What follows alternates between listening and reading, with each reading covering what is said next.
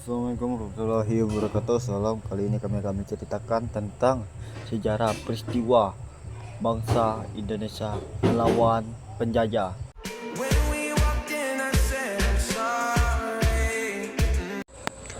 Dua nama menonjol sebagai arsitek pemerintah kolonial Belanda di Indonesia.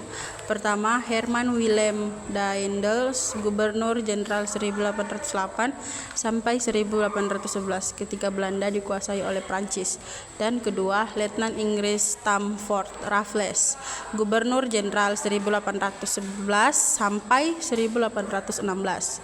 Ketika Jawa dikuasai Inggris, Daendels mereorganisasi pemerintahan kolonial pusat dan daerah dengan membagi Pulau Jawa dalam distrik yang juga dikenal sebagai residensi, yang dipimpin oleh seorang pegawai negeri sipil Eropa yang disebutkan residen, yang secara langsung merupakan bawahan dari dan harus melapor kepada gubernur jenderal di Batavia.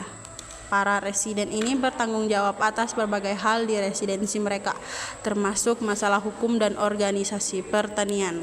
Raffles melanjutkan reorganisasi pendahuluannya Daendels dengan mereformasi pengadilan, polisi, dan sistem administrasi di Jawa. Dia memperkenalkan pajak tanah di Jawa, yang berarti bahwa petani Jawa harus membayar pajak, kira-kira nilai 2/5 dari panen tahunan mereka, kepada pihak berwenang. Raffles juga sangat tertarik dengan budaya dan bahasa Jawa. Pada tahun 1817, ia menerbitkan bukunya The History of Java, salah satu karya akademis pertama yang topiknya Pulau Jawa. Namun, reorganisasi administrasinya yang diterapkan Raffles juga berarti meningkatkan intervensi pihak asing di masyarakat dan ekonomi Jawa, yang tercermin dari meningkatkan jumlah pejabat peringkat menengah Eropa yang bekerja di residensi-residensi di Pulau Jawa antara tahun 1825 dan tahun 1890. Jumlah ini meningkat dari 73 menjadi 190 pejabat Eropa.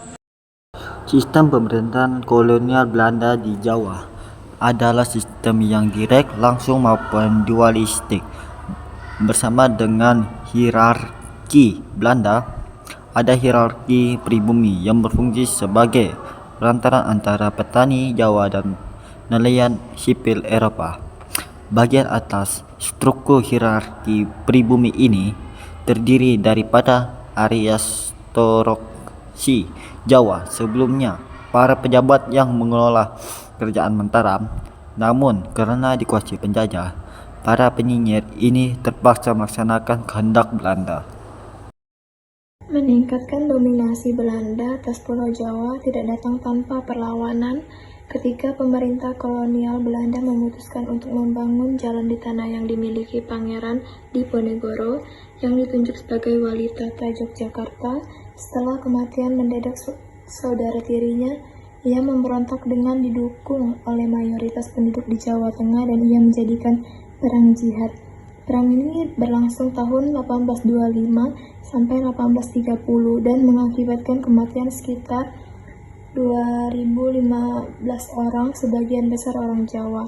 Tapi setelah perang Jawa selesai dan Pangeran Diponegoro ditangkap Belanda, jauh lebih kuat di Jawa dibanding sebelumnya.